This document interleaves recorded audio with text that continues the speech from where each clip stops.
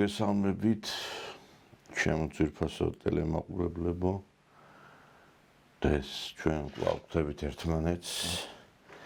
მე მინდა რომ ეს გადაცემა, რომელიც გარკვეული დიდი პაუზის შემდგომ უკვე რამდენიმე გადაცემა გავიდა ამ დიდი პაუზის შემდგომ გავაზიაროთ სოციალურ ქსელებში და ასევე მინდა რომ თქვენ იყოთ გარკვეულწილად ჩვენი დამხმარეები იმ საკითხში, რომ მოსახლეობას ინფორმირება მოვახდინოთ იმ მიმართულებით, რომ ჩვენმა გადაცემებმა უკვე დაიწყო საზოგადოების ყურამდე მიტანა სრული იმ სურათისა, რომელიც შექმნილია ქვეყანაში. იმიტომ რომ ძალიან ბევრი კითხულობს და ბევრი შეიძლება ინფორმირებული არ არის, ბევრი ელოდება რომ ჩვენ სატელევიზიო სივრცეში გამოჩნდებოდით და ამიტომაც მინდა რომ თქვენ იყოთ ჩვენთვის გარკვეული ხიდი იმ ადამიანებთან, რომლებმაც ჯერ კიდევ არ იციან რომ ჩვენი გადაცემების ციკლი განახლდა. კარგად მოგიხსენებათ რა პირობებში გვიწევს ჩვენ მუშაობა. დღეს საქართველოში უამრავი ტელევიზია, მაგრამ ფაქტობრივად ერთმანეთს გვანან. ერთადერთი ტელევიზია, ერთადერთი არხია დღეს საქართველოში ჩვენი გადაცემა, რომელიც სოციალური ქსელების საშუალებით არსებობს, სადაც განსხვავებული ფორმატია რუსულ-ქართული ურთიერთობები, ეროვნული პატრიოტული საკითხები სხვაგვარად ისმის და ამიტომაც არის ჩვენ განსაკუთრებული მაყურებელი გვყავს, განსაკუთრებულად ერთგული და აი ამ პაუზის შემდგომ, რომელიც შეიქმნა, ბევრი მიმოიფანტა, დაიკარგა და აი ხშირად მეკითხები ამ საათ როგორ ან რომელ არხზე გადის და ვერ ვახდენთ ამ ყველაფრის საზოგადოებამდე მიტანას. ჩვენ გვინდა რომ ამ მიმართულებით თქვენ იყოთ გარკვეული შუამავლები ჩვენსა და იმ ადამიანებს შორის, რომლებიც ჩვენ ყოველდღიურად გვიყურებენ. ერთი რამე შემიძლია გითხრათ ძვირფასო ტელემაყურებლებო, რომ მე ნამდვილად არ ველოდი, რომ აი ესეთი დიდი რაღაცა სიხარულის ყიჟინა იქნებოდა ქალბატონის დაპატიმრებასთან დაკავშირებით. ჟურნალისტი ელისო კილაძე, როდესაც იქნა დაპატიმრებული, საზოგადოებაში ისეთი რაღაცა სიხარული დაისადგურა, რომ მე არ ვიცი, აი რა ზიზღი და ბოღმა უნდა დაინთხეს საზოგადოებაში, ასეთი რომ აი ამგვარი სიხარული იყოს ქვეყანაში. მე გაკვირვებული ვარ, თან ქალბატონი არის ეს პიროვნება და მეც უამრავჯერ ეს ადამიანი ძალიან ისე ცუდად შემეხო და ამის თაობაზე მე არაერთხელ მისაუბრია სამწუხაროდ ჩვენი საზოგადოება და ემსგავსა იმ კატეგორიას, რომელიც როდესაც რაღაცა ხდება, იმის შემდგომ აკეთებს მოვლენების რაღაც გარკვეულ შეფასებას და მე ამას ვიძახდი 8 წლის წინ, უფრო ადრეც, რომ ეს ქალბატონი ვინ იყო და არც მაცდიდან საუბარს ხშირად, როდესაც მას ვაფასებდი. ბოლოს მადლობა რომ ხართ ჩვენი გადაცემის სტუმარი. მე მგონი ცოტა ხაერი გაიწმინდა, იმიტომ რომ რაღაცა ისეთი სიბინძურის სუნი დადგა. ბატონო ნიკოლოზ თუ შეძება კორექტულად მე ერთი წამით აქ იმდენი ბოდიში სიბინძურე ითქვა, რომ თქვენ ეს კითხვა და ეს კორექტულობისკენ არ მოგიწოდებიათ თქვენი სტუმრის, ამიტომ ძალიან მოუწოდეთ ქალბატონს. არ მოგიწოდებიათ, გისმენთ, მე და ძალიან გთხოვთ ახლა მომისმენოთ. ახლა აგერ დატყუა ბიოგრაფია ამ ქალბატონმა. დიახ, მე ჩემი ბიოგრაფიით ძალიან ვამაყობ. ეხლა თქვა რომ ადეიშვილის პროკურატურაში მუშაობდა. ეხლა ყველა საიდანღაც მოვდივართ. მე პროკურატურაში დავიწყე მუშაობა შევარდნაძის დროს 2003 წელს. დავამთავრე თუ არა უნივერსიტეტი და 2006 წლის დასაწყისში ჩემი ნებით დავწერე განცხადება და წამოვედი, იმიტომ რომ არ მინდოდა ყოფილიყავი სააკაშვილის რეჟიმის მსახური. განსხვავებით ნაციონალური მოძრაობის და ოცნების ზოგიერთი დღეს ლიდერისა თუ რაღაც აქტივისტისა, მე არ ჩავყოლი ვარ სააკაშვილს და სხვათა შორის პროტესტის წამოსვლა პროკურატურიდან მაშინ ითვლებოდა ძალიან ცუდ ტონად და მე გამავთხილა კიდევა ჩემმა პროკურორმა, რომ შეიძლება ამისგის პრობლემები შეგექმნას და მართლაც გქონა მე ამის პრობლემები. მე 2006 წელს დავტოვე, მაშინ როდესაც დავინახე რა მანქანა იყო ჩართული პროკურატურაში. ამის შემდგომ მე 2008 წელს უკვე დაიწყე სააკაშვილის რეჟიმის წინააღმდეგ ბრძოლა და 2008 წლიდან ეკოლოგიური სამართლის ცენტრის ერთ-ერთი ხელმძღვანელი ვიყავი და სად იყო მაშინ ეს ელისაშვილი და პარტიზანი მებაღეები და მე ჩაუგდე კიდევაც ვიღაცეებს რომ ეს ინფორმაცია მივაწოდე რომ მე აქტიურად ვიბრძოდი გარემოს დაცვის, იგივე ადამიანის უფლებების კუთხით. მე ჩემი წარსულით ვამაყობ განსხვავებით ელისო კილაძისგან, იმიტომ რომ ეს არის ადამიანი პროვოკატორი, ენას ზვალი არ აქვს. ეხლა მე სიმართლე რო გითხრათ, აქ თქვა კიდევაც დებატები, მე ვისთან უნდა დავждე? მე საერთოდ ბინძურ ადამიანებთან არ ვждები დებატებში. არა, კორექტულად ეხლა ბინძური არ არის ისეთი სიტყვა შემოკარგო, რომ ეხლა რაღაცა და მე კიდე ეხლა როდესაც მთელი საქართველო მან აგენტებად შერაცხა, ძალიან ვთქვათ, მადროვო წავიკითხო ის განცხადება, რომელიც გაკეთებული ძალიან მოკლედ და დაუბრუნდეთ შემდეგ თემას. ეხლა თუ გინდათ გავალ ეთერიდან ჯერ არ დამიწყია და უკვე მოკლედ მეუნებით, იმიტომ რომ რაღაცა ტენდენციურობას ცოტა მივუხით. არა, ხო და აი ერთი წამი თუ ახლა მე მაყურებელი გიყურებ და ცუდად გამოჩნდება თქვენი ეს პოზიცია და ესეთი ტონალობა ჩემთან საუბრობ. ელისო კილაძე, როდესაც ვიღაცეებს დებს რაღაც აგენტობაში, მან თავის წარსულს გადახედოს და ირმა ინაშვილმა, საქართველოს პარლამენტის ვიცე-სპიკერმა, ჯერ კიდევ სააკაშვილის ხელისუფლების დროს ამხილა ელისო კილაძე და მე ციტირებას გავაკეთებ მისი განცხადებისა. თავისუფალი აზრის სახლი, რომელიც ხელმძღვანელი იყო ელისო კილაძე, ივანე მირაბიშვილის რუპორია. თავისუფალი აზრის სახლი და მისი აღმასრულებელი დირექტორი ქალბატონი ელისო კილაძე, კუდის ფარული თანამშრომელი, კოდური სახელით ნუკრი, ოპოზიციის წინააღმდეგ ტყუილსა და ცილისწამების კამპანიებში აგრძელებს. დაემსხვრარა ოპოზიციის ეგრეთ წოდებული მხილების ობიექტი, ჩაუვარდა რა ოპოზიციის სხვადასხვა წარმომადგენლებზე ბინძური და ცილისწამებული იარლიყების მიწებების ოპერაცია, ხელისუფლებამ შავ პიარი კამპანიის ახალ სტადიაზე გადავიდა. გუშინ 2011 წელს სექტემბერს ბატონმა ივანე მერაბიშვილმა ქალბატონ ელისო კილაძეს, იგივე ნუკრის პირით გვამცნო რომ თურმე ობიექტივის ოფისში ქართული პარტიის ადმინისტრაციის უფროსმა ბატონ ვახტანგ ბეგიაშვილმა ღირად განაცხადა რომ ის ფიზიკურად დაჟის ელისო კილაძეს. ეს განცხადება ყველა შეგიძლია ნახოთ, ეს არის ITV-ს ეგრეთ წოდებულ ინტერნეტ პორტალზე, სადაც ვიდეოს დევს, მაშინ სხვათა შორის ელისო კილაძე ვახტანგ ბეგიაშვილს დებდა ბრალს რაღაცა აბსურდული ბრალდებით და განცხადებაც არის ელისო კილაძის. ამიტომ მე ძალიან დიდი თბილი დამოკიდებულება მაქვს და ძალიან ახლო დამოკიდებულება მაქვს და ვთვლი რომ ირმა ინაშვილი და ბატონი თარხან მოურავი არის ის ადამიანები, რომლებმაც ძალიან დიდი როლი ითამაშეს სააკაშვილის ხელისუფლების დამხობაში. გასაგებია. მაგრამ სიმცხვილია ობიექტივის ეთერში დღეს იჯდეს მე ვაკი არ ვიძახი, შეიძლება თქვენ სტუმრად მოიწვიოს. გადაცემა მიყავდეს ელისო კილაძეს, იმ ელისო კილაძეს, რომელიც დღეს არის სააკაშვილის რუპორი, რომელიც ჩადის კიევში, იღებს ბინძურ დავალებებს. ეხლა შეიძლება ვიღაცამ თქვას, რომ ჩვენ ყველა პოზიციას უნდა მივცეთ პატიო. მაშინ ეხლა ცისფერებიც გამოიყვანეთ, იმაში დასვით მიეცით ეთერები.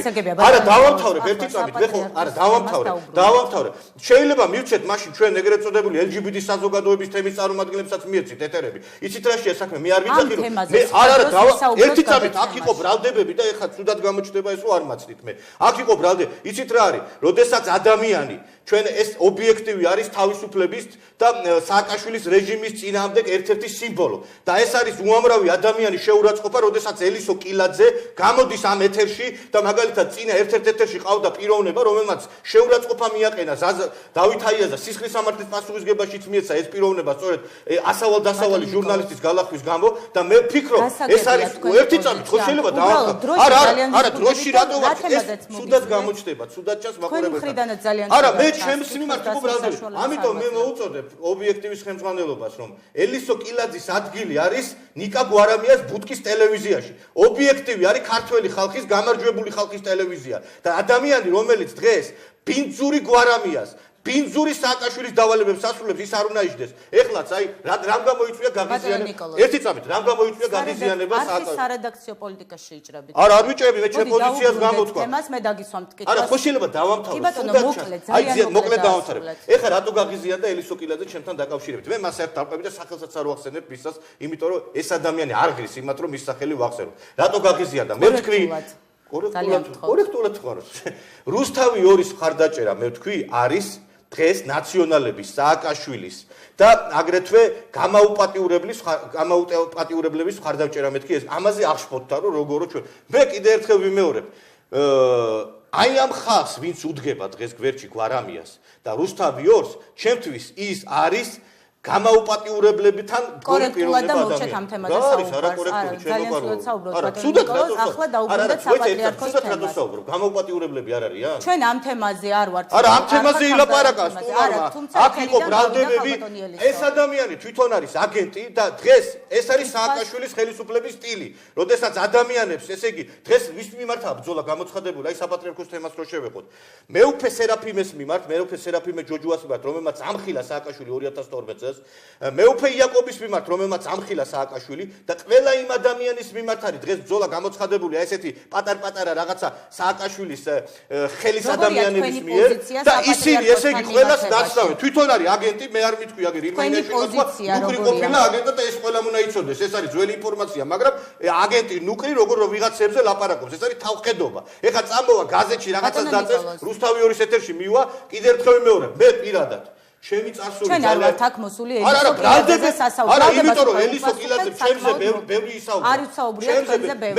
მე ვარ ერთ-ერთი იშვიათი ადამიანი. მე ვარ ერთ-ერთი იშვიათი ადამიანი ვარ, რომელმაც სიმართლე რო გითხრათ, პროკურატურა თავისი რიგით დატოვა და სხვათა შორის ჩემი ეკონომიკური მდგომარეობა, ოჯახი, სამი შვილი მყავს, ძალიან ცუდ მდგომარეობაში ჩავიდა, იმიტომ რომ ეხლა როდესაც და ძალიან დიდი მოწვევები მქონდა, ძალიან დიდი პერსპექტივები მქონდა იმ ხელისუფლების პირობებში, მაგრამ მე კიდევ ერთხელ ვიმეორებ, არასდროს არ ვიქნები იმ დიქტატორულ რეჟიმთან გაიგივებული პიროვნება, განსხვავებით ზოგიერთები. დღეს ჩვენს ქვეყანაში გიგივე კილაძეს კი არა, სააკაშვილთან დაკავშირებითაც ესეთი პოზიციაა, რომ როდესაც ეს ბაჟბატონი იყო ხელისუფლებაში, ყველა ჩუმად იყო, ყველა რატომღაც ერიდებოდა საუბარს და ხმას არ იღებდა. დღეს ეხლა როდესაც ეს კაცი ციხეშია, ყველა ხმა მოიღო და მოიდგა ენა და მე ამას მაშინაც საუბრობდი სააკაშვილთან მიმართებითაც და იგივე კილაძესთან დაკავშირებითაც.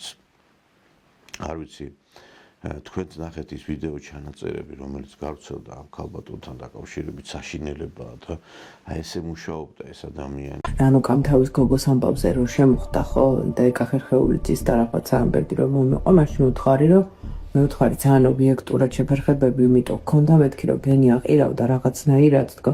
დაითრია მე მგონი სულსმა თქო და просто ბოლო მომენტში ავახიერეთ ეს არა ვქვიან წილი თქო რა, რომელიც გასხისებასაც აპირებდა და ქუჩაში რჩებოდით, მე ვთქვა რომ ყველა მოგვადგებოდა ვიღაცა ერთყას და გვეტყოდა მეთქი რომ ანუ გამოდი გიწია რაღაცა და მე იცი რა მე უთხარი რომ просто ჟიბლაძე ხო იცი მე უთხარი რა ჭკვიანია და რა შეგარტილია თქო და просто წამებში მოხდა ეგ ამბავი თქო თორე ერთი კვირის თავზე და მეორე და მესამე დღეს უკვე შენობაში ჩვენ ყველანი ვიქნებოდით ასე ყავდუდაფკერა და ქუჩაში დარჩენილები თქო და უცებ გადააფორა ჟენო ანუ კონცენტრების თემაშიც არის თუ არ არის ეს მე არა მაგრამ უამრავი ცდილობაზე პლატფორმებია ამირდაზე ვაფშირებოდი ეხა კონცენტრების თემას რომ მივაბა ეს როგორ მივაბა просто ეგ მითხარი ვიღაცები ვინ არიან დაჭერილები კონცენტრების თემას რომ მივაბა ება ძალიან მნიშვნელოვანია მას რომ გააბაზროს მაგან ჩვენი კონფლიქტი სიტყვაზე და რაღაც არასწორად გაიტანოს გარეთ ვენმა ვიტყვი რომ ბოლო მომენტში გავარკვიეთ რომ კეზერაშვილის კონცენტრების ბიზნეს პარტნიორი იყო თქო დედას ისეთ რაღაცებს აუყურებ და ამ ნახე კეზერაშვილს შემტენი ამის აყირავების თემას და ვაშო ყველაფერს გავაკეთებ ებრაელია და სავოესაც აქ კონცენტრების ნიკი თორცა ცალკე ისე რომ არაფერი გაიასნებულა და ვაფშე ჩვენთან ვია და ბიჭებიც ჩვენებიც არაფერი არ იციან ხო? არა ხება და როდეშვილი ეს რენზაკი რომ აინაში ვაკეთებ მე კიდევ ღიად ეს შეგოია თუ ბაჟა? შეგოია აზრები ფუძველ აკეთებ გააკეთოს უკრაინაში ეგრევე დავრეკავ ისე რომ ორ პონჩი რა აქეთ ქუჩაშიც და ოფიციალურ ნაწილშიც რა.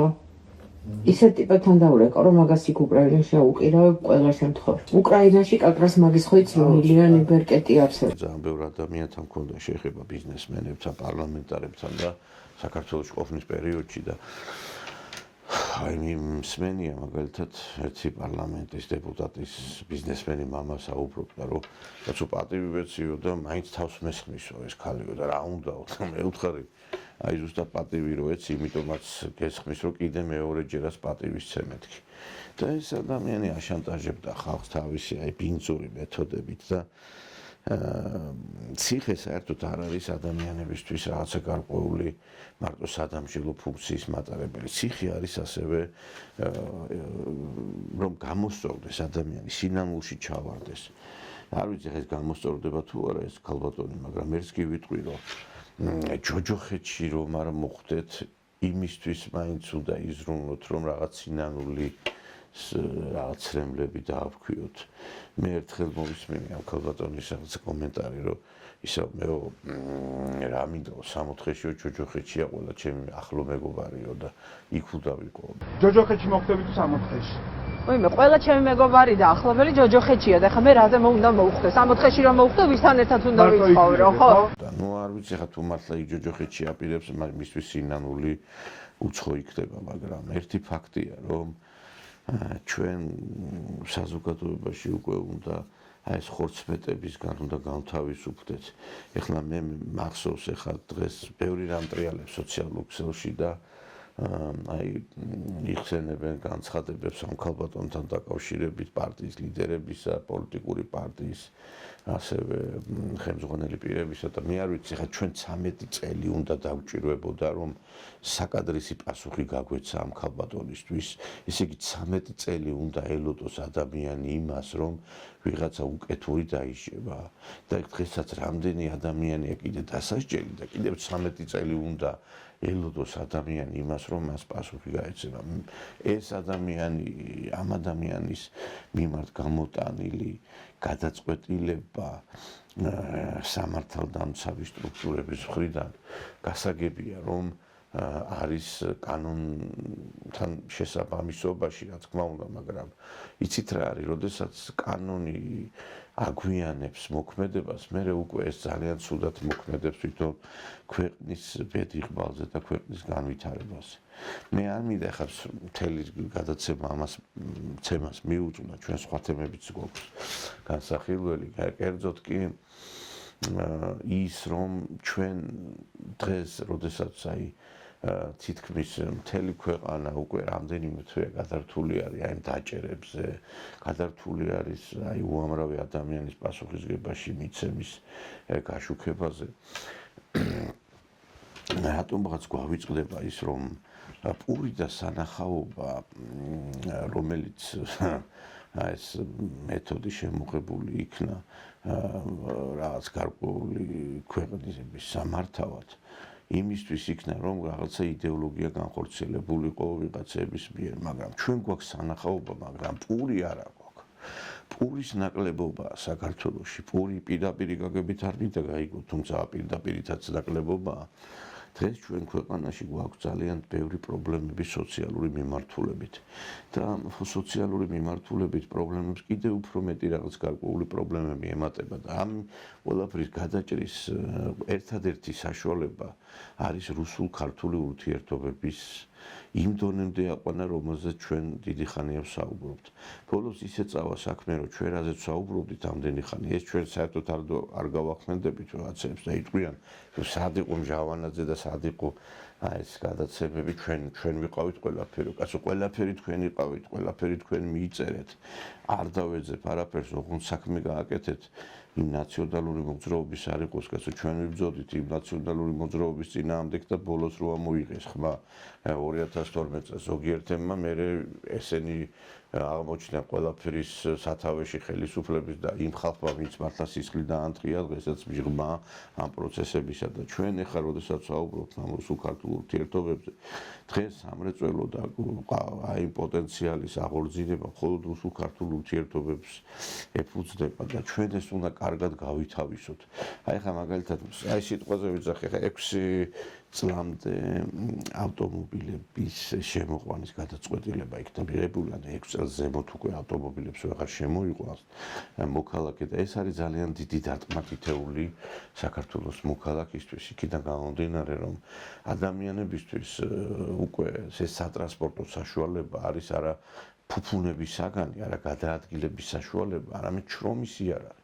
ამით ადამიანი ეგრეთ წოდებული ტაქსაობის ან გზავრების გადაყვანის ფუნქციით არის და ასევე აი მაგალითად საკურიერო მომსახურების საკვების გადატანის. და დღეს, როდესაც ეს ადამიანი ძირითადად აი ძველი მანქანებით მუშაობს, ყველაფერს გააკეთებს, რომ აი სულს არ ამოხდის იმ მანქანას და ბოლო რაღაცა ჭანჭიკი არ იქნება დაჭერილი, მანამდე იყოლიოს, იმიტომ რომ არ აქვს მას საშუალება, რომ ის ახალიან 6 წლამდე მანქანა იყოლიოს. და ეს რამდენად იმოქმედებს ეკოლოგიაზე თქვენთვის მომინდია. მაგრამ ერთი ფაქტია, ჩვენ თუ გვინდა რომ რაღაცა ის კანონი ამოქმედოთ, საჭიროა იმ ქვეყნების გამოცდილების გადაგება, რომელიც პოსტსაუკრეულ ქვეყნებზე მაქვს საუბარი. ხა რუსეთში კარგად იცით რომ ავტომობილების წარმოება დიდი ხანია არსებობს. ეხლა ეს ყველაფერი პოსტსაბჭოურ ქვეყნებშიც არის. აი მაგალითად ბელორუსში უშვებენ არა მარტო ტრაქტორებს, ავტობუსებს, ტროლეიბუსებს. მე ამის შესახებ რეპორტაჟები ძალიან ბევრჯერ თქვენ ალბათ გახსოვთ გაშუქდა. მე ვიყავი ბელკომაში. ეს არის ტროლეიბუსების, ელექტროავტობუსების, ელექტროტრამვაის მწარმოებელი საწარმო და ძალიან კარგი რეპორტაჟი იყო თქვენ გახსოვთ. და ერთი რამე უნდა გითხრათ, რომ ბელორუსი არის ნიმუში იმისა, თუ როგორ შეიძლება რომ აღორძინდეს ეს მიმართულება. და ჩვენ რატომღაც გვავიწყდება რომ ქუთაისის საავტომობილო ქარხანა რომელიც დავაქციეთ და ჯართად ვაქციეთ შესაძლებელი იყო რომ მისი მოდერნიზების შემთხვევაში და მისი გარკვეული ახლებურად წარმართვის შემთხვევაში ყოფილიყო ავანგარდში და იქ თანამედროვე ტიპის ავტომობილები გამოსულიყო. დღეს ახლა ბელორუსმა გარდა იმისა რომ დიდი ავტომობილებს უშვებენ, ავტობუსებს უშვებენ, ტროლეიბუსებს უშვებენ, ასევე დაიწყეს ავტომობილების წარმოება ჩინურ კომპანიასთან ერთად. ბელჯი ეწოდება ავტომობილებს, რომელიც რუსეთშიც იყიდება პოსტსაბჭოურ ქვეყნებში, ეს არის სედანის, ჯიპის ავტომობილები და რატომ არ შეიძლება რომ იგივე ჩვენს გავაკეთოთ? მით უმეტეს იყო დაპირება ხელისუფლებიდან, რომ ქუთაისში ელექტროავტომობილების ქარხანა გაიხსნებოდა. დღეს ჩვენ თუ გვინდა მთლიანად შევცვალოთ ჩვენი გარკვეული საავტომობილო პარკი, მაშინ უნდა ვიზრუნოთ იმაზე, რომ რაღაცა ჩვენც დავიწყოთ ამის წარმოება, თუ ამას აკეთებს ბელორუსი, თუ ამას აკეთებს პოსტსაბჭოური ქვეყნები, ჩვენც გავაკეთოთ, მოდი ჩინეთი, რომელიც დღეს არის ერთ-ერთი დიდი ავტოწარმოებელი, ხო შეიძლება ჩვენ ამ მიმართულებით მათთან ვიმუშაოთ. და აქ ხალხის დასაქმება. ვიღაცას გონია, რომ ეს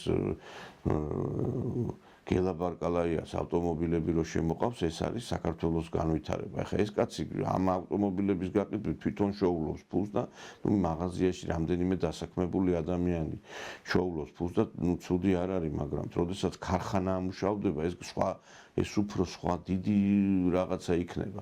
და ამიტომ მოდით გავაკეთოთ ესეთი რაღაცა, რომ შევქმნათ ეს პოტენციალი ჩვენთანაც, რატომაც არა, იმიტომ რომ თუ არის იმის საშუალება, თუ არის იმისი მოთხოვნილება, რომ ეს გაკეთდეს, რა დამერწმუნეთ, რომ ეს ბაზარზე საკმაოდ ისეთი კონკურენტულარიანი იქნება და არ ვიცი, რაღაცა ხო უნდა ვაწარმოოთ, კაცო, ეს კომუნისტები, რომლებიც საქართველოში ყველაფერს აწარმოებდნენ, გემები წარმოებოდა სუ 25-ები, ავტომობილები, არ ვიცი, მრეწველობის დარგები იყო განვითარებული. ხო შეიძლება ჩვენც გავაკეთოთ, გასაგებია რომ ეს ყველაფერი მიბმული იყო მაშინ აი ამ საბჭოთა რესპუბლიკებზე, მაგრამ დღეს თუ ჩვენ იგივე პოლიტიკა გვექნება რუსეთთან და პოსტსაბჭოურ ქვეყნებთან, გასაღების ბაზარის პრობლემაც არ იქნება. მე მახსენდება ჩემი საუბარი მთავრობის მეთაურთან საბჭოთა ეპოქაში ნოდარ ჭითანავასთან. ეს ადამიანი კარგად მოგეხსენებათ, ეკონომიკის მინისტრიც იყო ძალიან დიდი თანამდებობები ეკავა და ვასილ მჟავანაძის დროსაც მოღვაწეობდა და მე მყავდა ის ჩემთან გადაცემაში და მე მახსოვს რომ როგორ საუბრობდა ეს ადამიანი ჩვენი მრეწველობისა და ჩვენი აი მძიმე მრეწველობის დარგებზე, რომლებიც მაშინ ვასილ მჟავანაძის მმართველობის პერიოდში იყო. 53-72 წლები. წინა ფონი განვიხილეთ.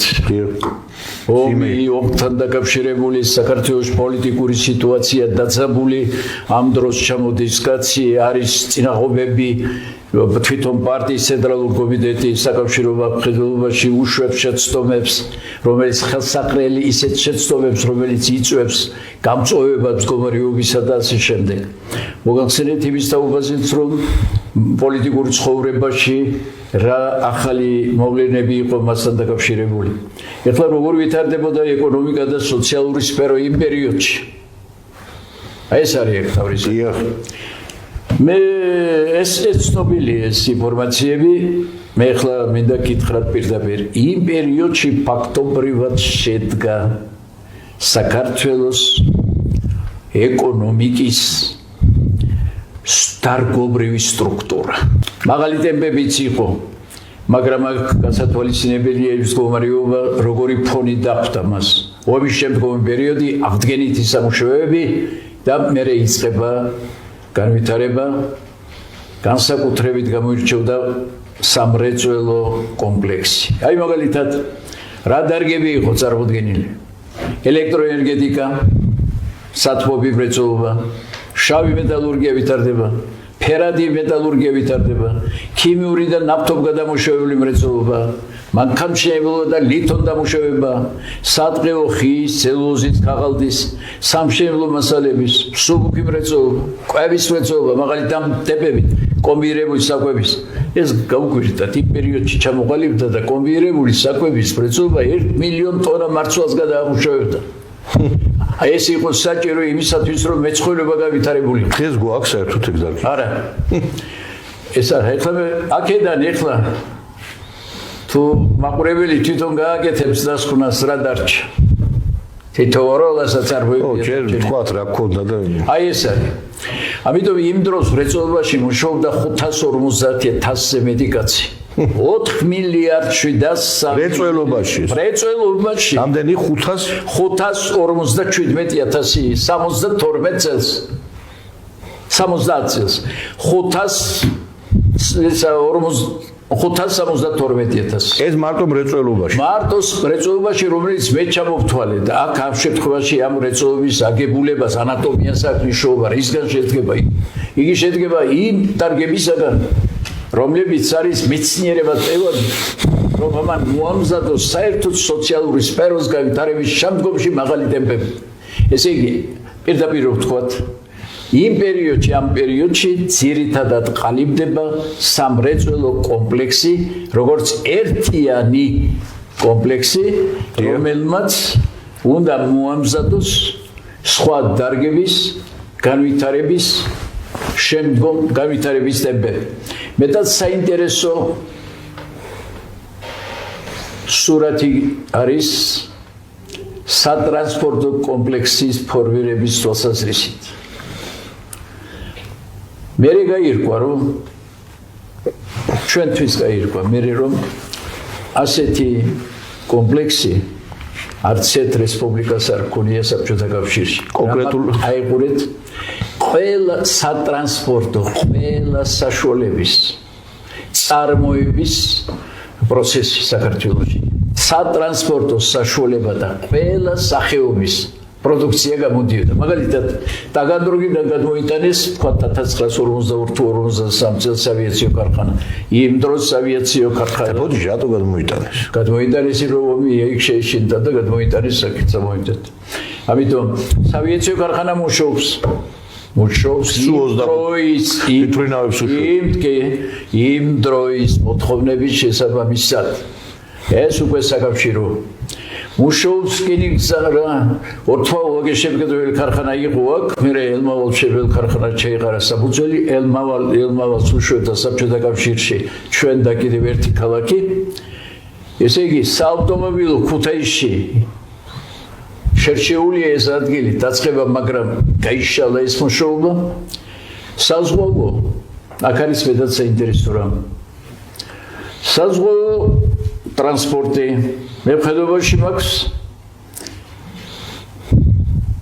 მრეწველობის ნაწილში ფოთსა და ბათუმში საზღვაო ტრანსპორტთან დაკავშირებული საწარმოებია გემშვენებელი ქარხანა შემდეგ სატრანსპორტო კომპლექსთან დაკავშირებული თითქმის ყველა საწარმო არსებობდა საქართველოში, შესაბამისი პროდუქციას უშვებდა იგი.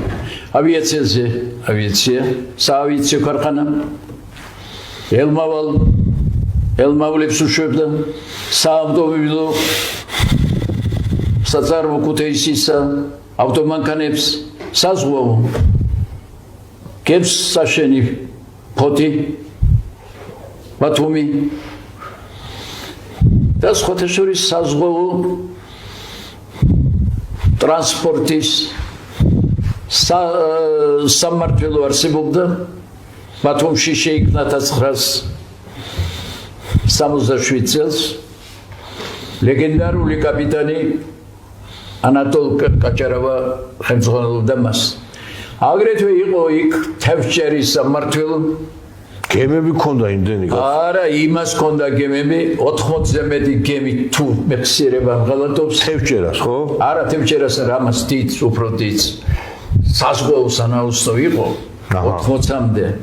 მე რა შედიოდა იმ საზღვაო გემები და ოკეანეში დადიოდნენ. ეს საკავშირო დაქვემდებარების იყო, მაგრამ 67 წელს შექმნეს ეს და გადმოიტანეს ბათუმში. მილსადენები იმ დროს არსებობდა. საბაგირო გზები ქაფშიას დაახლოებით იჭერდნენ 90-95,000 ტონას. ეს სარიწები ერქვა მას, ძალიან სერიოზული ამბები იყო. დიახ, მეგობრებო, ესეთი იყო საქართველო. და ეს იმიტომ იყო განვითარებული, რომ მაშინ ჩვენ გქონდა გასაღების ბაზარი რუსეთში და პოსტსაბჭოურ ქვეყნებში. და ამიტომაც არის ჩვენ დღეს ყოველდღიურად რომ საუბრობ საქართველოში ქართველების დაბრუნების, სამუშაო ადგილების შექმნის ერთადერთი წინაპირობა არის რუსეთთან ურთიერთობა. რუსეთთან ჩვენ უნდა ვაწარმოოთ ის ურთიერთობა, რომელიც საწინდარი გახდება საქართველოს გაძლიერების. ეხლა ვიღაცა იტყვის, რომ ის არ იქნება ადრე რო იყო. გეთანხმებით, საბჭოთა კავშირი არ იქნება. შეიძლება იყოს კიდევაც, მაგრამ დიდი ალბათობით შეიძლება ისეთი რაც ის მოდელი არ იქნება, შეიძლება რაღაც მიახლოებული იყოს. მაგრამ ჩვენ შეგვიძლია ისე მოურგოთ ჩვენი სისტემა ამ მოდელს, რომელიც ჩვენი ქვეყნისთვის იქნება მომგებიანი. ეხლა ბელორუსიული და რუსული კავშირი, ეს სამოკავშირეო სახელმწიფოა, ორი ბელორუსია და რუსეთი, არის საწინდარი იმისა, რომ ბელორუსი არის აყვავებული ქვეყანა. ხო შეიძლება ჩვენს გავერთიანდეთ ამ ბელორუსიულ რუსულ კავშირში და საქართველოს იყოს ძლიერი და ასევე წელში გამართული ქვეყანა. ერთადერთი საშუალება ამის არის. ამას საუბრობდა ჩვენთან ნოდარ ჭიტანავა, რომელიც არის ძალიან ისეთი, ეს ასაკში მყოფი ადამიანი, მაგრამ ძალიან დიდი პიროვნება იყო ის თავის დროზე, თავისი დარგის სპეციალისტი და აი ზედმიწევნით ისაუბრა მან ჩემთან იმ აღორძინებაზე, რომელიც იყო მაშინ იმ ოქროს ხანაში, ჩვენ გადაცემა გქონდა შავანაძის ოქროს ხანა და მე მინდა რომ აი ეს ოქროს ხანა კიდევ დაბრუნდეს. ამიტომ ელმავლები, რომელსაც ჩვენ ქარხნები უშვებდა, იყო მაღალი ხარისხის. თვითმფრინავის ერთ ბოლო პერიოდშიც გაფართოვდა 25-ები. კი, ესე იგი თბილისის ავიაციო ქარხანა უშვებდა თვითმფრინავის, რომელსაც ანალოგი იმ დროის მსოფლიოში არ ჰქონდა. ეს აღიარებულია. ასე აღიარებული საზღვაო საკითხარით რაც არის. მილსადენები ბუნებრივია და მეტად საინტერესო ერთი ამბავი. იმ პერიოდში ყურადღება მიიქცა საბაგირო გზების მშენებლობას. რა საბაგირო გზები გაკეთებულია? გაკეთებული იყო იმ დროს და იყო ფართო გაქანება მიიღო და საბაგირო გზების სამმართველო გახადეს საბჭოთა კავშირში სათავო. დღეს ჩვენი არ აქვს ის. ავსტრიელები მუშაობენ საქართველოში და ამ საბაგირო გზების სამმართველოს მიერ არის გაშენებული აგებული თურქეთში. ამრიგად სამრეწველო კომპლექსი ძლიერი, სატრანსპორტო კომპლექსი შეკრული, განსაკუთრებული ყურადღება მშენებლობას, რაც შეეხება ენგურჰეს. აქ ენგურჰესთან დაკავშირებით საკმაოდ კარგად ითქვა. მე გარკვეულად დაკავშირებული ვიყავი პირველ ხანებში ფორმირების პროცესში, იქით მუშაობდი. და მქონდა რაღაც კავშირები ეს, მაგრამ ენგურჰესის მშენებლობა საინჟინრო აზრის პოზიციებიდან იყრობდა განსაკუთრებულ ყურადღებას და ფაქტობრივად ამას ხშირად ყურადღებას არ აქცევენ. ენგურ ჰესის შერევლობით, მისი დასრულებით ფაქტობრივად შედგა საქართველოს ენერგეტიკოსთა ეროვნული სკოლა. ენგურ გესმა იგი დააპროექტეს გპ-ის კურსდამთავრებულებმა, მათმა დაამთავრეს. ბევრი იყო სხვა იმედამოწვეული, მაგრამ აქ ყველაზე დიდი მნიშვნელობა არა მარტო სიმძლავრების შეყვანას ჰქონდა, სიმძლავრე ამზადებდა სოციალური სფეროს ეკონომიკის განვითარების შემდგომ ეტაპებს. ამას ძალიან დიდი მნიშვნელობა ჰქონდა. აი მაგალითად მე შემიძლია ახლა ერთ საინტერესო ციფრის დაგისახელოთ. 1913 წელს არ გაგიგვირდეთ. საქართველოს აწარმოა 9.9 მილიონი კილოვატ-საათი ელექტროენერგია. 1928 წელს 42 მილიონი. 1940 წელს 700, 1960 წელს 3.7 მილიარდი, 10 წლის შემდეგ 9 მილიარდი, 1970 წელს. აი რასთანაა ეს დაკავშირებული? ეს ხომ ბაზაა ეკონომიკის, კულტურის, სოციალური სფეროს განვითარებისათვის, ხალხის კეთილდღეობის ამაღლებისათვის. მაგ დროს აშენდა ეს ენგურხესი რო აშენდა ეს კარგი, ეს ყველაზე ძლიერი, მაგრამ მთელი სამეგრელო და მთელი სვანეთი რო აშენდა ეგ ცალკე კიდე. ეს თავის სხვათა შორის ამ საკითხთან დაკავშირებით კამათიც ყოფილა, მაგრამ რატომ ეგ კამათი გამოიწვია რამ? ეს ალიჯიხის რაიონში შენდება. იქით ხაშბა საოლქო კომიტეტის პირველი მდივანი და გალსაც აქვს პრეტენზია და მე ვიცი როგორ მოხდა ეს შეთანხმება. ვასილ მჟავანაძემ ეს გადაწყვეტილება მიიღო, რომ ზუგდიდში ყოფილიყო სამმართველო. იმ დროს საბჭოთა კავშირში იყო მაგას საუბარი. კი, აი ხურეთ იყო ასეთი რამ ტენდენცია, უკვე ტრადიციად ჩამოყალიბებული. ეს სტალინის პერიოდიდან მოდის. მაგალითად სტალინგრადის ჰიდროელექტროსადგური მშენებლობას უწოდეს ქალაქ-წარმომქმნელი მშენებლობა. ფაქტობრივად სადაც ასეთი დიდი ობიექტები შენდებოდა, ისინი იქ იყვნენ განლაგებული, რომ მათ ხელი შეეწყოთ შესაბამისად ქალაქების განვითარებისათვის. ეს აქ დაცული იყო. უყურეთ ახლა 9 მილიარდი. ახლა ეს 9 მილიარდი დიდი იყო თუ ცოტა, ნახოთ შემდგომი ამბები.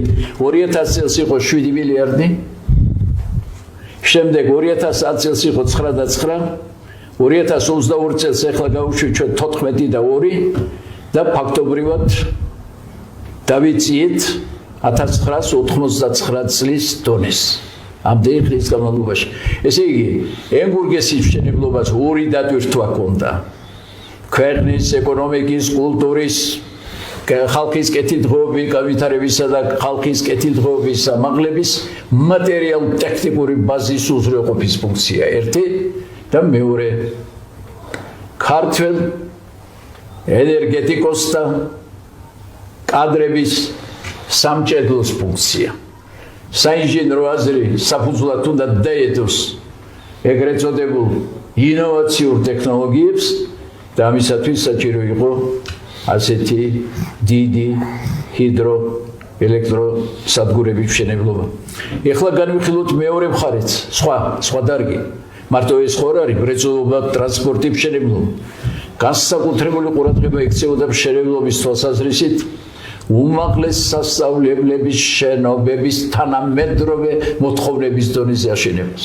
ეს იყო აგრარული უნივერსიტეტი, ეგრეთ წოდებული პედუქი, ეგრეთ წოდებული აგრარული უნივერსიტეტი, სოვიეტი ინსტიტუტი, რომელიც ქალაქგარეთ გავიდა, ეს იყო სუხუმის სულტროპიკული კულტურათა ინსტიტუტი, მაღლივი შენობა უნივერსიტეტისა, შემდეგი ცეათა დაცვის ინსტიტუტი, სასოფლო და მთელი ამბები.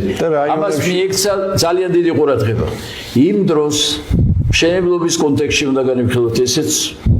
ეს არის მეფრინველების ფაბრიკების, თქვენ წარმოგიდგენიათ 150,000 ფრთა, 200,000 ფრთა ერთ სახურავქვეშ.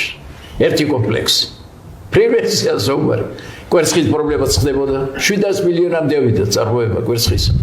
ნუ ხორცი რამდენი იყო მეფრინველობის ფაბრიკა თუ იცით ის? ბევრი დაახლოებით 65 თუ 67 იყო. ეს თითოში იყო 200.000. არა ყველა რა, სიმძლავრე იყო 200-იანი, სიმძლავრე იყო 150-იანი. და სულ რამდენი დღე დარჩა მაქიდან? ეხლა დარჩენილი? არა, ახლა დარჩა იქიდან დიდი გიგანტები და სამწუხაროდ სხვა ობიექტები მეცხოველეობისა იქიდან აფიერ დარჩა. იქიდან აფიერ დარჩა. შევეხოთ ასე მეფრინველობა წამოიწყო, მეფრინველობა გავითარდება. მეცხოველეობაში ჩვენ ძალიან სერიოზული ჩავარდები გვაქვს ახლა. ნუ ყოველ შემთხვევაში ალბათ ამას შემდგომში მოევლება. ჩაის ფაბრიკები. ჩაის ფაბრიკებიდან თითოეულად დარჩა. ნუ რა დარჩა ეგ კარგად ვიცით, მაგრამ რა გვაქვს, რა გქონდა ის? 184 ჩაის ფაბრიკა იყო. იქიდან შეიძლება 10-15 მაქსიმუმი დარჩა. 184 ჩაის ფაბრიკა. 184 მე სხვა ციფრიც მინდა დაგისახელოთ. ეთერზეთების მეურნეობა ქარხანა იყო 28. არც ერთი არ არის. ეთერზეთები არის სავალუტო რესურსების ფორმირების მნიშვნელოვანი დარგი. არც ერთი ეს რა როა კანონი? აი ეს რა არის? ყაზანლიკის ვარდის დამუშავება ზეთია, გერანის ზეთია, ბრეჰანის ზეთი, იყო საბჭოთა მეურნეობა და მასთან არსებული ქარხანა.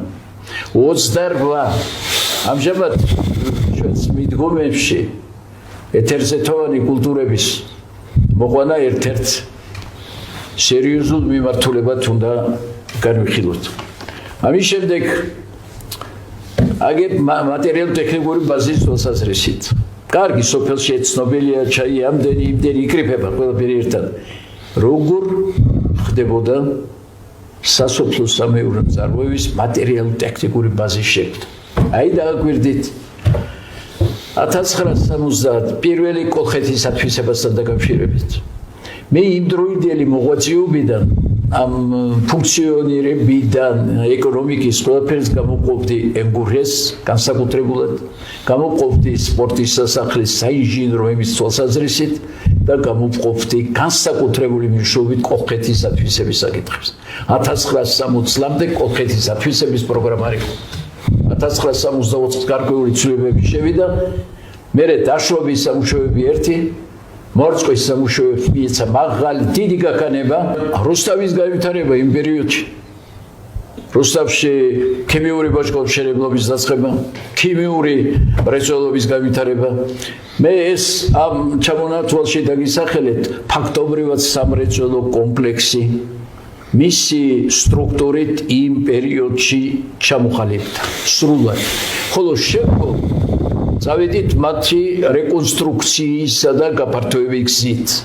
ამას ეს ინოვაციური მიდგომები იყო. აქვე ერთი რამე დაკითხოთ. მორწყვასთან დაკავშირებით ეს პრინციპული საკითხია. 70 წელს 353.000 ჰექტარი ირწყვებოდა. ირწყვებოდა 2012 წელს 24.000. ამჟამად 160 როდის დავიწყები? აი რა თქვენ თქვით რომ 550.000 კაცი იყო მრეწველობაში დასაქმებული. აი სოფლის მეურნეობაში რამდენი იყო დასაქმებული? სოფლის მეურნეობაში დაახლოებით თუ მეხსიერება არ ვღალატობ, საბჭოთა მეურნეობა ყველაფერი ერთად იყო 400 საქართველოში. კი 450.000. ეს მეურნეობებში რო იყო დასაქმებული. მეურნეობებში, მეკოლონოებები და მეურნეობები ხედავაში თორემ საოჯახო მეურნეობები, მე მაგას გეტყვით, საოჯახო ეგ არ შედის მანდ. არა, ეხლა უყურეთ, საოჯახო მეურნეობებს იმ დროს ძალიან დიდი ყურადღება მიიქცა. ძალიან დიდი, მიუხედავად იმის, რომ მოსკოვი ატარებდა სხვა ყურიძიმებს მათი შეკვეცის დაუბაზე. და ვერაფერი ვერ დაბრუნდება თუ ჩვენ რუსეთთან ურთიერთობა არ გვექნება. საქართველოს გაძლიერების, საქართველოს გამთლიანების გასაღები არის მხოლოდ და მხოლოდ რუსეთთან ურთიერთობაში, რუსეთთან დამოკიდებულებაში და ჩვენ ამას სამწუხაროდ ვერ ვახორციელებთ. იმიტომ რომ ვერაფრით ვერ მივახციეთ იმას, რომ საზოგადოებისთვის შეგნება არ გვემაღლებინა და ამ მიმართულებით მუშაობა წარმართულიყო. დღეს მე ვხედავ, რომ ხელისუფლების გარკვეული, არ მინდა ხა ის სიტყვა ვიხმარო რეალურად რაც არის, მაგრამ ხნუ ესე ვიტყვი ხელისუფლების ექსპერტები გამოდიან და ლაპარაკობენ უკვე რუსულ-ქართულ ურთიერთობებზე. ნუ როგორ ჩანს რაღაც ნაბიჯების გადადგმა იგეგმება და მე ძალიან მიხარია, იმიტომ რომ წინააღმდეგ შემთხვევაში ეს ხალხი ამის ლაპარაკს ვერ დაიწყებდა. ჯერ ხდება ნიადაგის მომზადება, როგორც ვარყოფ. ჯერ ექსპერტები დაიწყებენ ლაპარაკს, მერე პარლამენტის დეპუტატები, შემდგომ თვითონ ხელისუფლება ამ რუსულ-ქართულ ურთიერთობების აღდგენაზე. მაგრამ საზოგადოების მომზადება მარტო ექსპერტების საუბრით არ ხდება. ეს ხდება უშუალოდ ფაქტების კონსტატაციით, აგრეთვე მტკიცებულებების წარდგენით და სატელევიზიო გადაცემებით. ჩვენ სწორედ ეს მიზანი გვქონდა და ჩვენ თვითონ ეს ხელისუფლება ამას ვერ ახორციელებდა და ჩვენ დაგხურეს, დაგშალეს, ყველანაირად ხელი შეგვიზღუდეს იმის მაგივრად რომ ხელშეწყობა ყოფილიყო. ჩვენ ვიძახდით იმას, რაც უნდა თქვა სხვა და დღესაც ამას ვიძახით აქედან მოსკოვიდან. მე ერთი რამე შემიძლია გითხრათ მეგობრებო, რომ დღეს თუ საქართველოს უნდა გადარჩენა მხოლოდ და მხოლოდ რუსეთთან ურთიერთობის შედეგად მოხდება ეს, იმიტომ რომ ვერც ერთი საწარმო, ვერც ერთი ფაბრიკა ვერ იმუშავებს საქართველოში, თუ კი ის პროდუქციის გასაღების ბაზარს ვერ მონახავს და ერთადერთი პროდუქციის გასაღების ბაზარი არის ეს რუსეთი. თორე სააკაშვილი 9 წელი იყო ხელისუფლებაში, რატო ვერ მოახერხა მან თავის ქვეყნის პროდუქციის გატანა ევროპაში?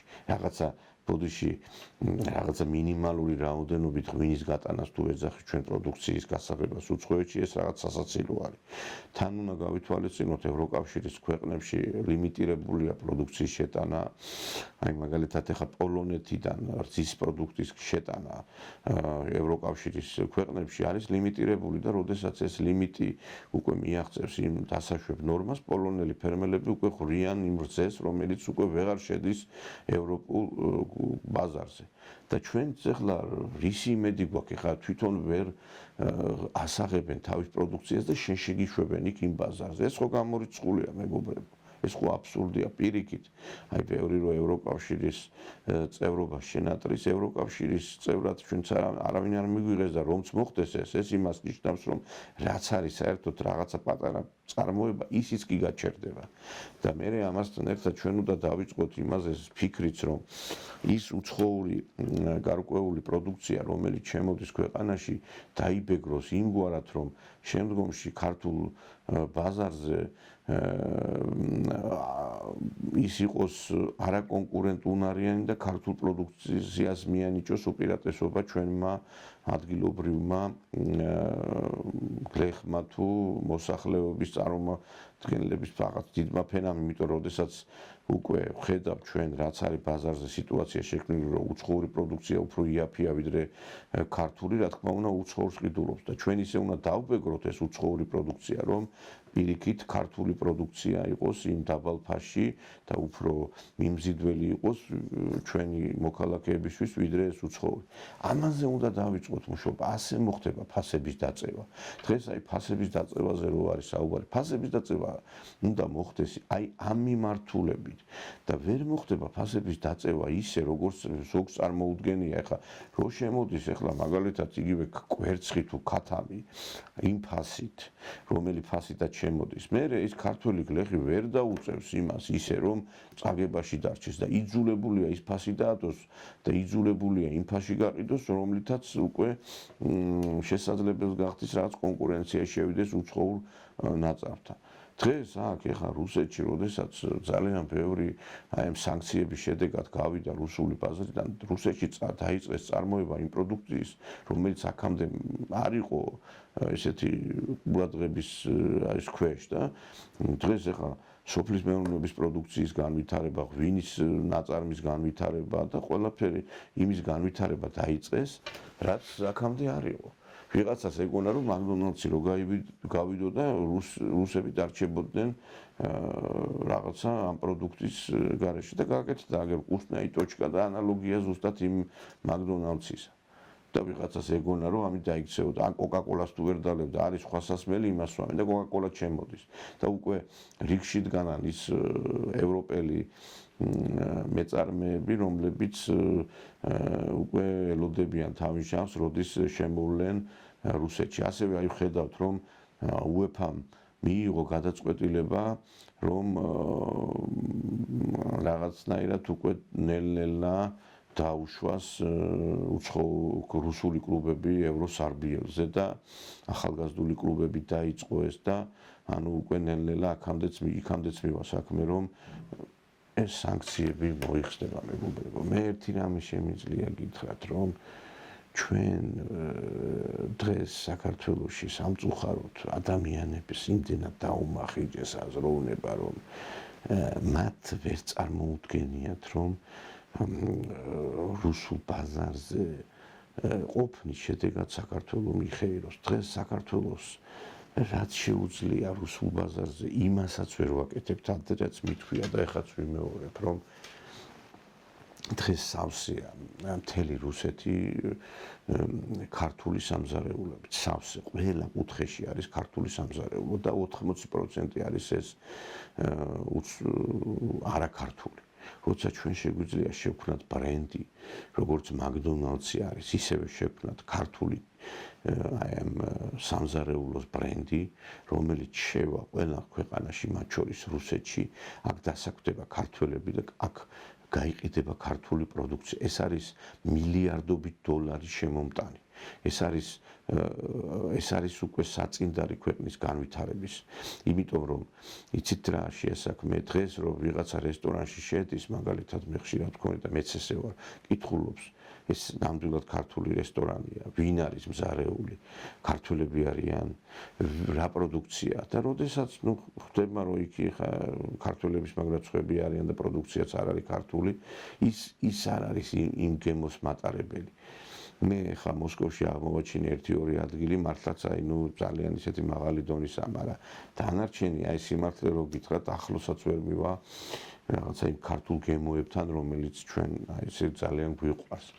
და ხო შეიძლება ამ მიმართულებით ვიმუშაოთ. ეხლა არ ვიცი, ეხლა ეს წულაძე ამის გამკეთებელია, კაცო, ეგერ ეხლა ჩვენ იმაში ვიყავით, რა ქვია, დონის მონასტერში მირქმის დღესასწაული იყო და მთელი ეს მეფეთა საძვალეების ირგვლივ ჩვენ ტრიალებდით და იქ პანაშვიდი გადაუხადეთ და ელემენტარული იქ არ მოვიდა საელჩოს წარმომადგენელი არავინ და არც ვინმე სხვა რაღაცა მიმართულებით და ელემენტარული შენ წინაპრებს და შენ მეფეებს არ ასცემს პატივს კაცი და ის ეხლა პროდუქციის გასაღებაზე იქნება ორიენტირებული. დღეს როდესაც აი მაგალითად იგივე რომ იდგა საქმე და კითხვა იყო დასმულია ეს წულაძეო რა ფუნქციაში ასრულებსო, ნუ ჩვენ დიპლომატიური ურთიერთობა არა გვაქვს და ესო რაღაცა მინიმალიზირებული იქნებაო მის საქმიანობა. შედალოცვილო თუ ეკონომიკურ ურთიერთობების კუთხით არის საუბარი, ხო, ჩვენ ხო შეგვიძლია რომ ჯერ ეგერთიც მარტო ეკონომიკური რატო უნდა იყოს და ამ მიმართულებითაც ვიმუშაოთ, რომ აი რაც შეგვიძლია მეტი ქართული პროდუქტი შემოვიტანოთ აქ. ყურის ძირში არის რუსეთი. დღეს არის ბაზარი თავისუფალი, უცხოური პროდუქციის გასვლის შემდგომ დღეს ბაზარზე შემოსვლა არის ასე თუ ისე კიდევ შესაძლებელი. ხვალ ისევ დადგება დღის წესრიგი, რომ დაბრუნდება ევროპული პროდუქცია რუსულ ბაზარზე, იმიტომ რომ ეს ყველაფერი დასრულდება, ომიც დასრულდება, სანქციების მოიხსნება, მე გვიანი იქნება. დღეს აი მე ვაკვირდები და ახლებს ვაკვირდები პროდუქციას და არის შანსი, რომ ქართულმა პროდუქციამ დაიმკვიდროს ადგილი რუსულ ბაზარზე. და ამით დაბრუნდება საქართველოში ქართველობა, უმუშევრობაც დასრულდება.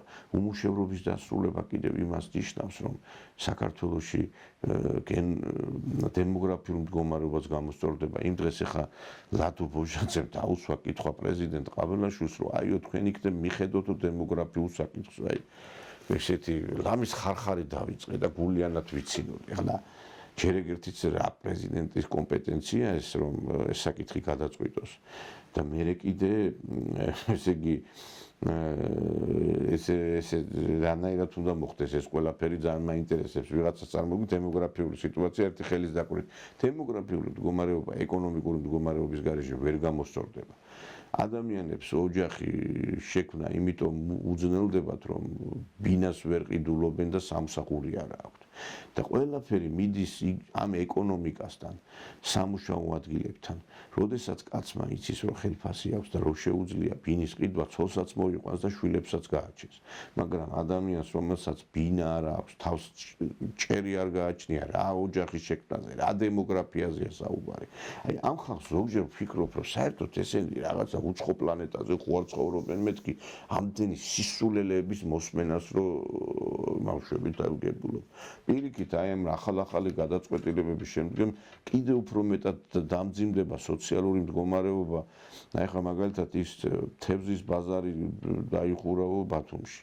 ნუ შეიძლება უკეთესი გაკეთდეს, მაგრამ იქ უკეთესი თუ გაკეთდება აიწევს ფასები. ფასების აწევა იმას ნიშნავს, რომ კიდევ უფრო გაძნელდება იქ პროდუქციის შეტანა და შეიძლება გლეხი ვერ მოხდეს იქ ადგილობრივი, რომელიც იქ ყიდდა თევზს. ის 6 წლის მანქანები, რომ აიგზალა 6 წლამდე მანქანები ის იქნა დაშვებული, ბევრი ვეღარ ისარგებლებს იმითი, რომ ამ პროდუქციების შემოტანით, ანუ ავტოდილერობით ირჩინოს თავი. მე არაერთი აი სოციალურ ქსელში მომისმენია ყაზახი ავტოიმპორტიორების განცხადებები, რომ საქართველოში უკვე მუშაობა არ არის რენტაბელური. ასევე ჩვენ ნახეთ გადაწყვეტილებები იმ მაღაზიებთან დაკავშირებით სასურსათო რომ უნდა შემცირდეს. ყველაფერი ეს ურტყამს, რა თქმა უნდა, იმ ადამიანების გარკვეულ ჯიბეს და კიდევ უფრო მძიმდება სოციალური მდგომარეობა ჩვენს ქვეყანაში და ამიტომ რა დემოგრაფიაზე ვლაპარაკობთ ხალხო? დემოგრაფიაც, ტერიტორიული მთლიანობაც, ეკონომიკური კეთილდღეობა მჭიდროდ არის კავშირში რუსეთთან ურთიერთობასთან. და ამ თემაზე საუბარი კი ქართულ მედიაში არავის არ სურს, იმიტომ რომ ეს არის ისეთი თემა, რომელიც იწვევს რიგი ადამიანების მხრიდან აგრესიას, რომ როგორ ვინმე მამაზე ხმა მოიღო. ჩვენ არ გვეშინია ამაზე საუბრის და ჩვენ ყოველთვის ვლაპარაკობთ ამაზე. იმიტომაც ყავს ამდენი მაყურებელი, რომ ერთადერთი ჩვენი გადაცემა ახერხებს ამაზე საუბარს და ჩვენ რაც არ უნდა გვდევნონ, რაც არ უნდა პრობლემები შეგვიქმნათ, ჩვენ სათქმელს მაინც ვიტყვით და ღმერთი არსებობს და ღმერთის წყალობით ჩვენ შევძლებთ იმას, რომ ჩვენი მიზანი განვახორციელოთ. არ გვინდა კი ბატონო თქვენ გააკეთეთ, თქვენ დაიბრალეთ, რომ თქვენ აკეთებდით ამ მიმართულებით საქმეს, თავარია საქმე გაკეთდეს. მე ახლა პირადად სააკაშვილის რეჟიმს ვებრძოდი 2007 წლიდან დავტოვე სახელმწიფო სამსახური, მაგრამ არც პრივილეგია მიმიღია, არც თანამდებობა, მაგრამ ამის გამო არ გავბოროტებულ ვარ და ნაცების გვერდში არ დავდგარ ვარ. და არც მე გავბოროტდები თუ კი რამე სასიკეთო მოხდება ქვეყნის რუსულ-ქართულ ურთიერთობის მიმართულებით და ჩვენ მაინც მიღმა დავჭრებით ამ პროცესებისა, მაგრამ თავარია ხომ ქვეყანას ეშველოს და ჩვენ არ ვეპოტინებით რაღაც თანამდებობებს და სკამებს. მე ხედავთ, მე არც ერთ პარლამენტის საპარლამენტო არჩევნებში მონაწილეობა არ მიმიღია, არც ერთ თვითმმართველობის არჩევნებში არ მიიღია მონაწილეობა, მიუხედავად იმისა, რომ მე ამის შესაბამისი რაღაც გარკვეული გამოცდილება გამაჩნია. მე იურისტი ვარ, უფლებადამცველთა გაერთიანების თავმჯდომარე, ადვოკატი და ახლა არავიზე ნაკლები კომპეტენცია არ მაქვს. ახლა თუ ვინმე უნდა მოხდეს საკანონმდებლო ორგანოში, თუ თვითმმართველობის ორგანოში, იურისტებია, პროფესიონალი იურისტები და მე არ ვიცი ახლა კაცი პროკურორი ვიყავი, ადვოკატი, საინფორმაციო სივრცეში ყველა მიცნობ სახელი მაგ და ახლა მე რატო არ უნდა მქონდეს ამბიცია, მაგრამ ნუ არ ვარ გამოკიდებული ამ თანამდებობებზე. მე ჩემთვის თავარი არის საქმე გაკეთდეს და არ ვარ ის კაცი კიდე რომ რაღაცა გულში ბოროტება ჩავიდო თუ კი ვინმე რაღაცა გარკვეულ მე პრივილეგიებით არ დამხუნძლავს. მე კიდე ერთხელ ვიმეორებ ჩემო მეგობრებო, რომ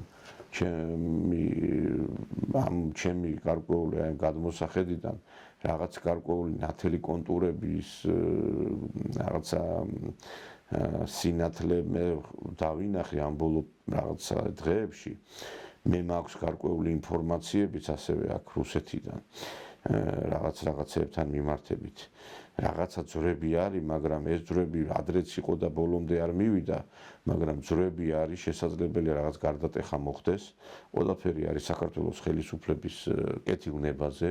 რუსეთი დიდი ხანია უკვე ცდილობს, რომ ქართულ მხარესთან რაღაც გარკვეული ნაბიჯები გადადგას და ეს ყველაფერი ჩვენს ხელისუფლებაზეა დამოკიდებული. მე ერთი რამე მინდა გითხრათ, რომ ჩვენ რამდენი ნაბიჯის გადადგმისგან თავს შევიკავებთ და დავიგვიანებთ, იმდენჯერ ბუდიში და ლახვარი ჩაეცემა საქართველოს. ჩვენ ვხედავთ, რამდენი ქვეყანა ილესავს კბილებს საქართველოზე და რამდენი ქვეყანა ცდილობს ჩვენ კიდევ ტერიტორიების წაგლეჯვას და თუ ჩვენ ამ ნაბიჯებს არ გადავდგამთ, ხვალ და ზეგ უკვე რეალობა გახდება საქართველოს საერთოდ გაქრობა უკიდან. ჩვენ გონია რომ საქართველოს თავზე ყოველთვის იქნება ნათელი მზე და უღრუბლოცა. ეს შეიძლება ყველაფერი დასრულდეს.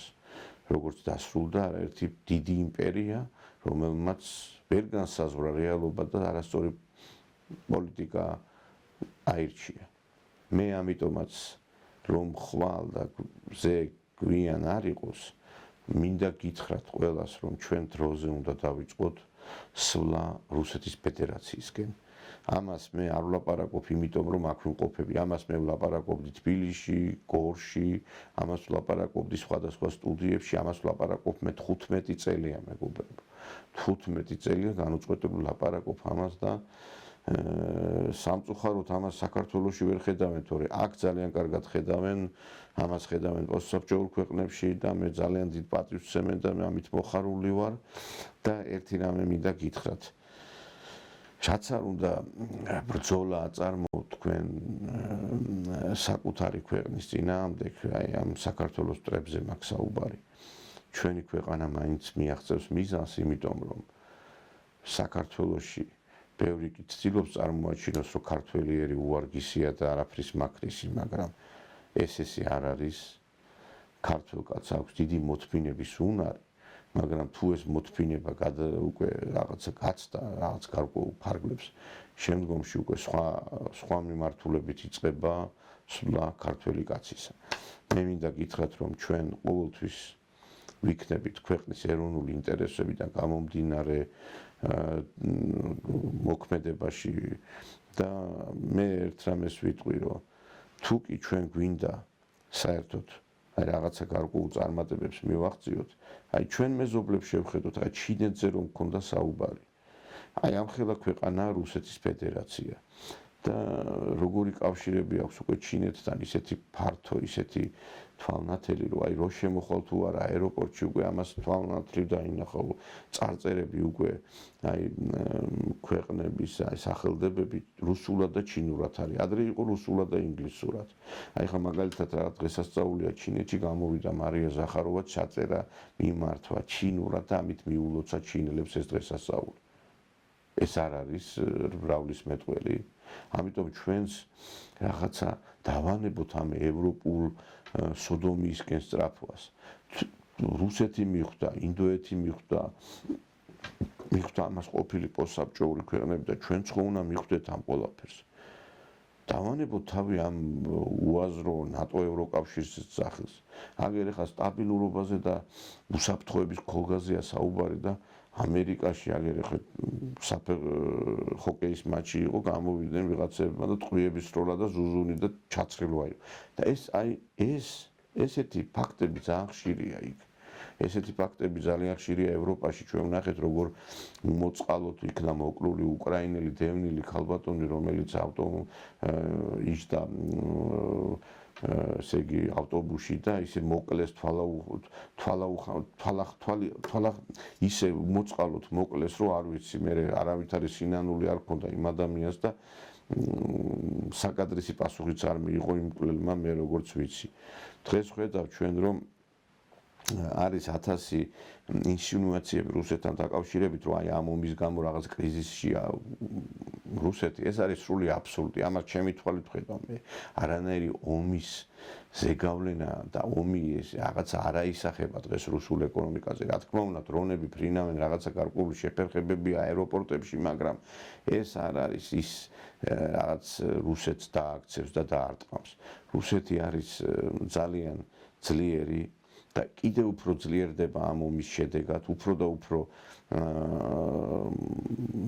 ისეთი ძლავრი ხდება მისი შეერაღებული ძალები, გამოიწერთობა ეს ფოლადი, რომელიც ჩვენ ხედავთ, რომ უფრო ხდება აგრესიული ომში, ახალი ტერიტორიების უკვე აღებაც ხდება და მე ერთი რამე მინდა გითხრათ, რომ აი ხლა იმ დღეს პუტინი შეხვდა გუბერნატორს და იქ ისაუბრეს ერთ-ერთი გუბერნატორთან, აიოვსკის გუბერნატორთან ქვეყნის აი იმ ტერიტორიების თვითონ რეგიონის განვითარებაზე. შემდგომში ჩვენ ვნახეთ, რომ აი დანაშაულთან ბრძოლის როგორი არნახული ისეთი მასშტაბები არის. რა თქმა უნდა, ქვეყანაში, როდესაც ამხელა ქვეყანა, კრიმინალიც არის, მაგრამ არა ისეთი თვალშისაცემი, როგორც ჩვენთან არის. საერთოდ არ გაივლის საქართველოს პატარა ქვეყანა, ვინმე არ ჩაიცხრილოს, ვინმე არ მოკრას და ამხელა რუსეთში ამას იშვიათად გაიგონებთ, მეგობრებო. ეხლა საქართველოს და რუსეთის პარამეტრების შედარება ხო რაღაც აბსურდისტიათ საგავს. მე მინდა გითხრათ, რომ ჩვენ უნდა გავაკეთოთ ის, რაც აქამდე უნდა გაგვეკეთებინა, თორე ხვალ ძალიან გვიანი იქნება. ჩვენ ძალიან დიდი არჩევანის გაკეთება არა გვაქვს. შეხედეთ ჩვენს რუკას, სად მდებარეობს საქართველო და შეხედეთ ევროპული ქვეყნების მდებარეობას. აქ ვიღაცებს გონიათ, რომ ჰოლანდიისა და საფრანგეთის გვერდით მდებარეობს ჩვენი ქვეყანა და ჩვენ ვართ თურქეთის, აზერბაიჯანის, ირანთან ახლოს ყოფი ქვეყანა და ყველა იმ ქვეყანასთან, რომლებსაც რაღაცა გარკვეული ჩვენის მიმართ ინტერესი აქვს და პრეტენზიები აქვს. საზღვრის დემარკაცია დღეს მხოლოდ თურქეთთან არის მომხდარი და ის თურქეთის როგორი პრეტენზიებით გამოდის, რომ აი თურქი მესხები ჩაასახლეთო და როგორ ლექსებს იძახის ერდოღანი ვიცი ჯავახეთზე და აჭარაზე, არ ვიცი თქვენს კი მოგისმენიათ ეს. დასკვნები თქვენ თვითონ გამოიტანეთ და ჩვენ კი შევხვდებით უკვე მომავალ გადაცემაში ერთმანეთს.